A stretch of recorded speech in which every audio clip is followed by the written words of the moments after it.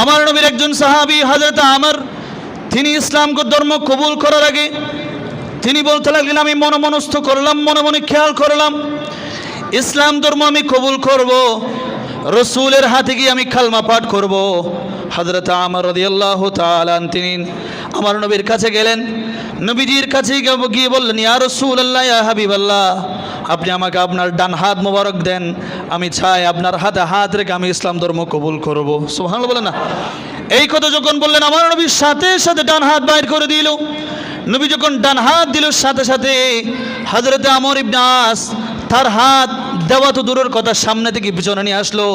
আমার নবী বললেন, ও আমর ইবনে আস, তুমি ইসলাম ধর্ম কবুল করবে বললে আমার ডান হাত চাইলে আমি তোমাকে হাত দিলাম, আবার তুমি তোমার হাত কেন সরিয়ে নিলে?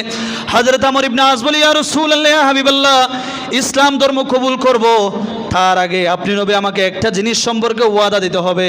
সেই ওয়াদা হলো, আপনি আমাকে ওয়াদা দেন, আমি যতদিন পর্যন্ত ইসলাম ধর্ম ছাড়া ছিলাম, আমার দ্বারা যত গুনাহ হয়েছে, আমি যত পাপ করেছি, যত অন্যায় করেছি, গুনার পাহাড় করে বলেছি, আপনি আমাকে ওয়াদা দেন, ইসলাম ধর্ম কবুল করলে আল্লাহ রাব্বুল আলামিন আমার অতীতের গুনাহগুলো মাফ করে দিবে। সুবহানাল্লাহ বলেন না।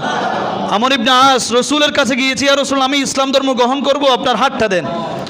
তো রসুল তাকে হাত দিল, সে আবার হাত সরাই ফেললো। তো আমর, তুমি কেন হাত সরাই ফেললা? বলে যে, ইয়া রাসূলুল্লাহ, আপনি আমাকে গ্যারান্টি দেন যে আমি যদি এখন মুসলমান হয়ে যাই, আমার অতীতের গুনাহ মাফ হয়ে যাবে। সুবহানাল্লাহ বলবেন না। আমার নবী বলেন, ও আমর ইবনে আস, আমা আলিমতা, তুমি কি জানো না 3টা আমল এমন আছে? কয়টা আমল? জোরে বলেন না, কয়টা আমল? ও আমর ইবনে আস, তুমি কি জানো না 3টা আমল এমন আছে, যেই 3টা আমল যদি কোনো বান্দা পালন করে, কোনো বান্দা যদি আদায় করে, তার অতীত জীবনের যত গুনাহই থাকুক না কেন, গুনাহ সমুদ্রের ফেনা পরিমাণ হোক না কেন, আমার আল্লাহ রাব্বুল আলামিন তার সমস্ত গুনাহগুলো মাফ করে দিবে। কয়টা আমল? 1 নম্বর আমল হলো আল ইসলাম ইয়াহদি মা কানা ক্বাবলাহু।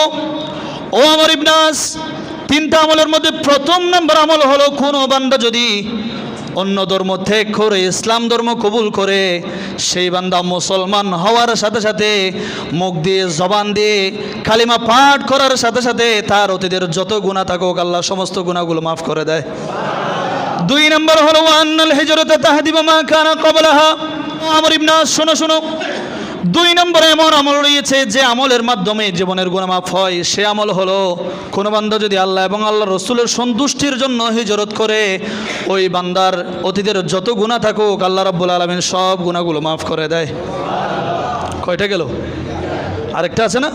নবীজি আমার বলেন, ও আন্নাল হাজ্জা ইয়াহদিমু মা কানা ক্বাবলাহু।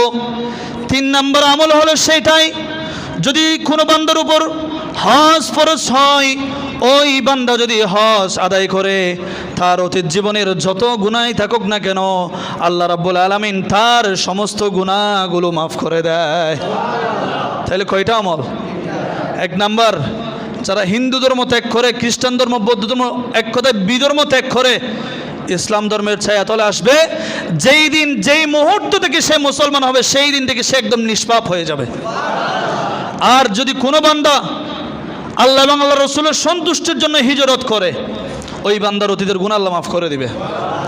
আর 3 নাম্বার, হজ করলে জীবনের গুনাহ মাফ করে দেয় কে? আর জোর বলো না, কে?